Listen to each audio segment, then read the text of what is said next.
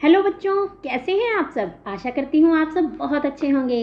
आज हम लोग करने वाले हैं कक्षा 5 हिंदी से चैप्टर 3 ईदगाह। आज हम लोग करेंगे इसकी क्विज को।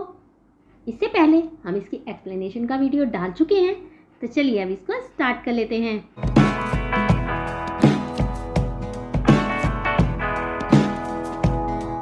प्रश्न नंबर 1, रमजान के कितने रोज़ों के बाद ईद आती है। ऑप्शंस देखेंगे।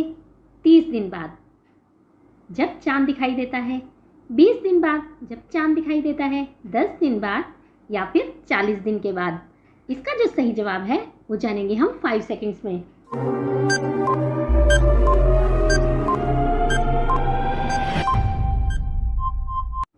इसका जो सही जवाब है वो है 30 दिन बाद। रमजान के 30 रोज़ों के बाद ईद का त्योहार मनाया जाता है। ऐसा माना जाता है कि उस दिन पैगंबर हजरत मोहम्मद ने बद्र युद्ध में विजय प्राप्त की थी। अब देख लेते हैं नेक्स्ट क्वेश्चन को। प्रश्न नंबर 2, रोजे खत्म होने के बाद गांव वाले कहाँ जाने की तैयारी कर रहे थे। ऑप्शन आर ईदगाह, मस्जिद, हज या फिर इनमें से कोई नहीं।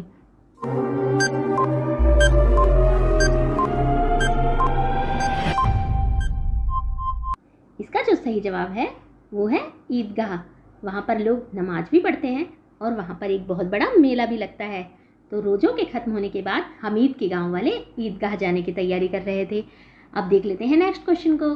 प्रश्न नंबर 3, महमूद के पास ईदगाह जाने के लिए कितने पैसे हैं। ईदगाह वाले दिन हर कोई घर से पैसे लेकर जा रहा था। सारे बच्चों को अलग अलग ईदी मिली थी। किसी को कितने पैसे मिले थे, किसी को कितने पैसे मिले थे। तो आपको ये बताना है कि महमूद के पास ईदगाह जाने के लिए कितने पैसे मिले थे। महमूद के पास ईदगाह जाने के लिए कितने पैसे हैं। अब देख लेते हैं ऑप्शंस को। 10 पैसे, 12 पैसे, 15 पैसे, 8 पैसे। बच्चों पहले के समय में ना पैसे चला करते थे। आजकल जो रुपीज़ चलते हैं ना, पहले के समय पैसे चला करते थे। तो महमूद के पास कितने पैसे थे आपको बताना है।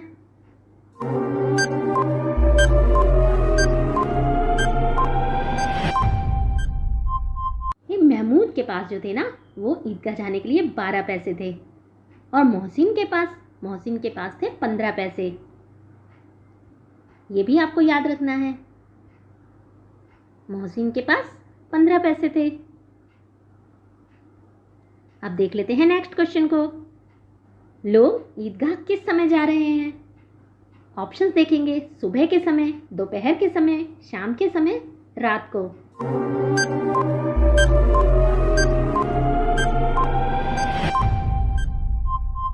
आपने चैप्टर को अच्छे से पढ़ा होगा तो आपको पता होगा कि लोग वहाँ बात कर रहे थे कि ईदगाह से लौटते समय दोपहर हो जाएगी। तो वो लोग किस समय गए थे। वो लोग गए थे सुबह के समय। अब देख लेते हैं नेक्स्ट क्वेश्चन को। प्रश्न नंबर 5, ईदगाह जाने के लिए सबसे ज़्यादा कौन खुश है। अब देख लेते हैं ऑप्शंस को। महमूद, दादी, मोहसिन, हामिद। जो दादी है ना, वो हामिद की दादी हैं। उनका नाम है अमीना।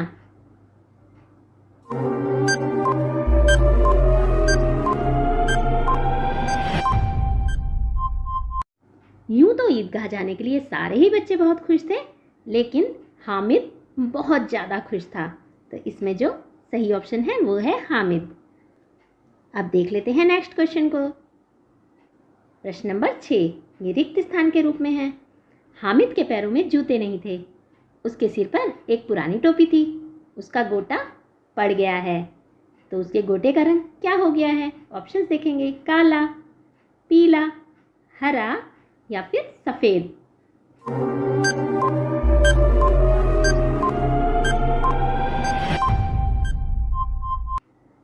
इसका जो सही जवाब है वो है काला। Option number 1 is right.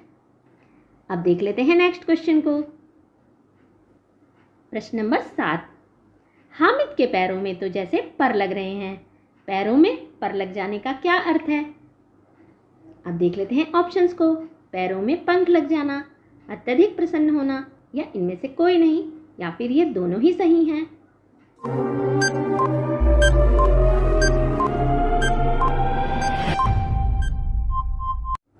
बच्चों, पैरों में पर लग जाना क्या है? यह एक मुहावरा है। इसका जो अर्थ होता है वो है अत्यधिक प्रसन्न होना। हामिद बहुत ज़्यादा खुश था ईदगाह जाने के लिए। अब देख लेते हैं नेक्स्ट क्वेश्चन को। प्रश्न नंबर 8, ईदगाह कहानी के लेखक कौन हैं? इस कहानी को किसने लिखा है? ऑप्शंस आर मुंशी प्रेमचंद, विष्णु शर्मा, रविन्द्रनाथ ठाकुर या फिर महादेवी वर्मा।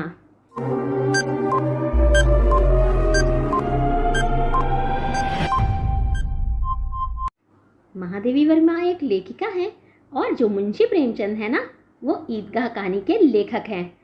मुंशी प्रेमचंद को कथा सम्राट भी कहा जाता है। और जो विष्णु शर्मा जी है ना, उन्होंने पंचतंत्र की कहानियाँ लिखी हैं। आप जब क्लास 6 में जाएंगे ना, तो नादान दोस्त एक कहानी है, वो भी प्रेमचंद जी द्वारा ही लिखी हुई है। अब देख लेते हैं नेक्स्ट क्वेश्चन को। प्रश्न नंबर 9, हामिद के पास कितने पैसे थे? अभी हमने पहले भी बात की थी, सारे बच्चों को ईदी के रूप में कुछ पैसे दिए गए थे। तो आपको ये बताना है हामिद के पास कितने पैसे थे। ऑप्शंस देखेंगे 2, 3, 4 या फिर 5।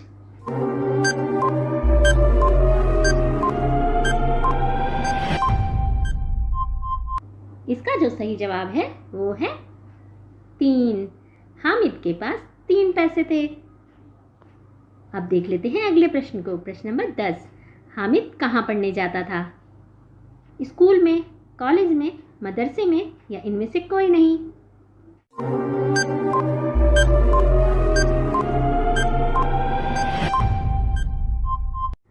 इसका जो सही जवाब है वो है ऑप्शन नंबर 3, मदरसे में। जब हामिद ने कॉलेज के सामने बड़े बड़े लड़कों को देखा था ना, तो वो ये भी कह रहा था कि हमारे मदरसे में भी 2-3 छोरे हैं जो कुछ नहीं करते, बिल्कुल बेकार हैं। उसने बेकार शब्द के लिए कौन सा शब्द यूज़ किया था आपको पता है ना? उसने बोला था 3 कौड़ी के। अब देख लेते हैं नेक्स्ट क्वेश्चन को। घोड़ों और ऊँटों के झूले पर कौन नहीं बैठा था? महमूद और मोहसिन, नूर और सम्मी, हामिद या फिर ये सभी? इसका जो सही जवाब है वो है हामिद।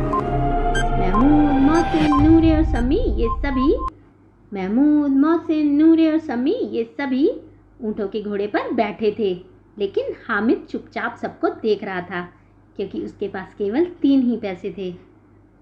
अब देख लेते हैं नेक्स्ट क्वेश्चन को। महमूद ने कौन सा खिलौना लिया? सारे बच्चों ने वहाँ खिलौने लिए थे और सारे खिलौने कितने कितने पैसे के थे? सारे खिलौने 2-2 पैसों के थे।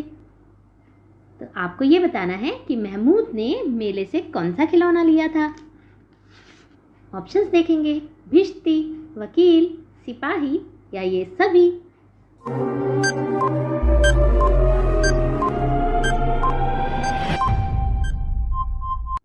महमूद ने लिया था सिपाही। भिश्ती किसने लिया था? भिश्ती लिया था मोहसिन ने। भिश्ती क्या होता है? जो पानी भरने वाला होता है। आपने चैप्टर में पढ़ा ना कि वो मटका उठाए चल रहा था। भिश्ती कहते हैं पानी भरने वाला। और वकील तो आप सब जानते ही हैं, एडवोकेट। और सिपाही पुलिसमैन, है ना? पुलिसमैन के पास क्या थी? गन भी थी। और वो किसने लिया था? महमूद ने। महमूद ने सिपाही लिया था, मोहसिन ने भिश्ती और नूरे ने वकील लिया था। इसके अलावा सम्मी जो थी उसने खंजरी ली थी। अब देख लेते हैं नेक्स्ट क्वेश्चन को। प्रश्न नंबर 13, हामिद लोहे की दुकान से कौन सी चीज़ खरीदता है? हामिद ने कोई भी खिलौना नहीं खरीदा था। उसने वहाँ पर क्या खरीदा था? तवा, चिमटा, कढ़ाई या फिर ये सभी?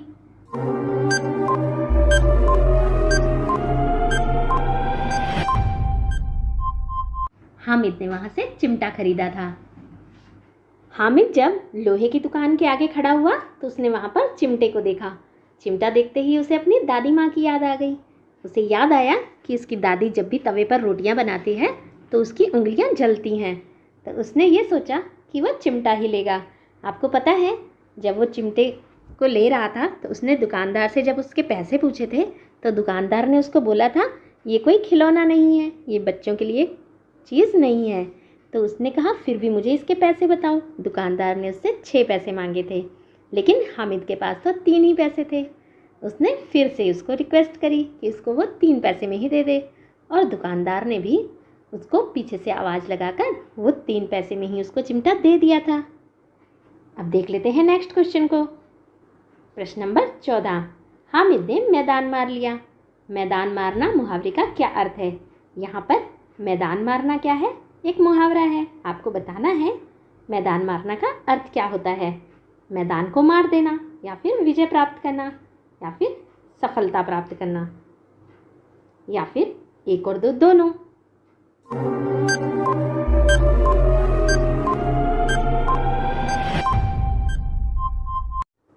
इसका जो सही जवाब है वो है एक और दो दोनों। मैदान मारना का अर्थ होता है विजय होना या फिर सफलता प्राप्त करना। अब देख लेते हैं नेक्स्ट क्वेश्चन को। प्रश्न नंबर 15, ईदगाह से सब लोग वापस कितने बजे आए? ऑप्शंस देखेंगे। 9 बजे, 2 बजे, 11 बजे, या फिर 1 बजे।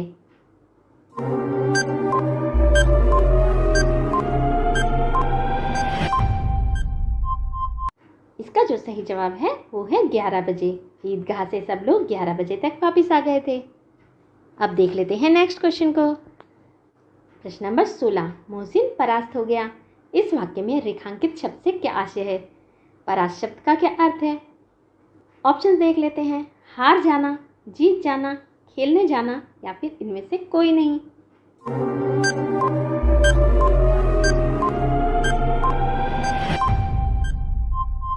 इसका जो सही जवाब है वो है हार जाना। परास्त होने का मतलब होता है हार जाना। यहाँ कोई गेम नहीं हो रहा था, यहाँ पर बात हो रही थी, क्योंकि मोहसिन ने क्या खरीदा था? आपको याद है ना, मोहसिन ने भिश्ती खरीदा था। वो अपने खिलौने को ज़्यादा अच्छा बता रहा था, लेकिन हामिद चिमटे को ज़्यादा अच्छा बता रहा था। उसने कहा था वो गिरने से टूटेगा भी नहीं, और वो भिश्ती को भी मार सकता है, वकील को भी और सिपाही को भी, क्योंकि सारे खिलौने मिट्टी से बने हैं। और अगर वो अपने चिमटे को कंधे पर रखेगा तो वो बंदूक का काम भी करेगी, खिलौने का काम भी करेगी, और अगर सिपाही, वकील या भिश्ती से लड़ाई हो जाए तो उनको चकनाचूर कर देगी। तो मोहसिन ये बात सुन करके हार गया था। अब देख लेते हैं नेक्स्ट क्वेश्चन को। प्रश्न नंबर 17, नूरे, मोहसिन, महमूद और सम्मी ने खिलौने खरीदे थे। सारे खिलौने किस चीज़ से बने थे? ऑप्शंस देखेंगे। लोहे के, मिट्टी के, प्लास्टिक के, या फिर रबड़ के।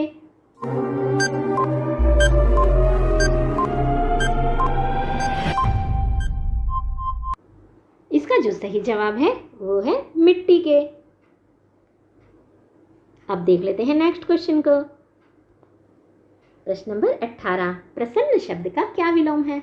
आपको यहाँ पे प्रसन्न शब्द का विलोम शब्द बताना है। ऑप्शंस देखेंगे। सुखी, खुश, अप्रसन्न, या फिर ये सभी।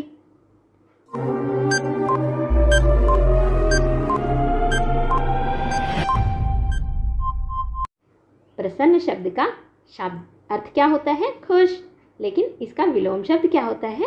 अप्रसन्न। अब देख लेते हैं नेक्स्ट क्वेश्चन को। प्रश्न नंबर 19, समझदार शब्द का विलोम है अक्लमंद, नासमझ, बुद्धिमान, या ये सभी। यहाँ पर भी समझदार का विलोम शब्द बताना है।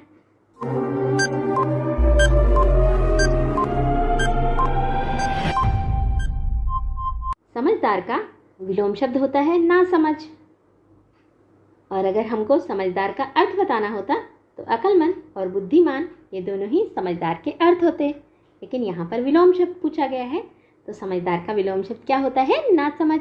अब देख लेते हैं नेक्स्ट क्वेश्चन को। क्वेश्चन नंबर 20, प्रश्न नंबर 20, इनमें से व्यक्तिवाचक संज्ञा कौन सी है? आपको बताना है इनमें से कौन सी ऐसी संज्ञा है जो व्यक्तिवाचक है। व्यक्तिवाचक संज्ञा को इंग्लिश में क्या कहते हैं? Proper noun. आपको बताना है इसका सही जवाब। चिमटा, मिठाई, बंदूक, या फिर अमीना।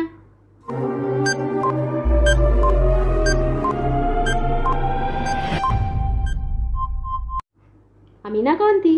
हामिद की दादी। हामिद की दादी का नाम क्या था? अमीना।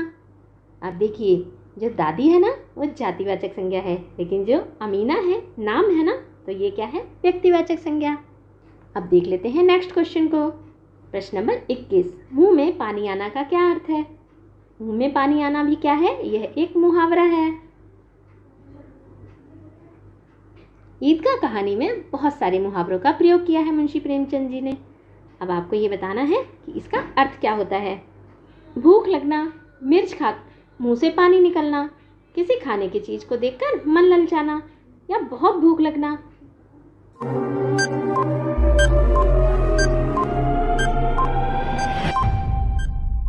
इसका जो सही जवाब है वो है किसी खाने की चीज को देखकर मन ललचाना। देख लेते हैं नेक्स्ट क्वेश्चन को।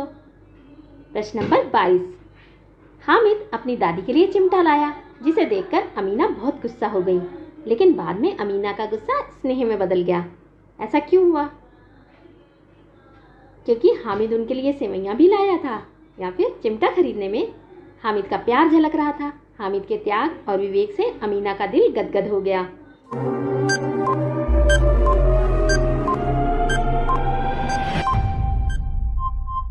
बच्चों, वो एक बच्चा था, है ना? सारे बच्चे वहाँ खिलौने खरीद रहे थे, मिठाइयाँ खरीद रहे थे, झूले ले रहे थे, लेकिन हामिद ने ऐसा कुछ भी नहीं किया। उसे वहाँ भी जाकर के सिर्फ अपनी दादी की ही याद आ रही थी। उसे याद आ रहा था कि जब उसकी दादी उसके लिए तवे पर रोटियाँ बनाती है तो उसकी उंगलियाँ जलती हैं, इसीलिए उसने दादी के लिए चिमटा खरीदा। जब दादी ने सच्चाई जानी तो उनका दिल बिल्कुल गदगद हो गया था। तो ये पता लगा कि हामिद उसके लिए लाया है, तो उसने उसको गोद में बिठा के बहुत प्यार किया। आपको बताना है कि आपको ये वीडियो कैसी लगी। अच्छी लगी हो तो इसको लाइक ज़रूर करें, अपने दोस्तों में ज़्यादा से ज़्यादा शेयर करें। जो लोग चैनल पर नए हैं चैनल को सब्सक्राइब कर लें। Thanks for watching. बहुत जल्द मिलेंगे हमारी नेक्स्ट वीडियो में। Till then bye.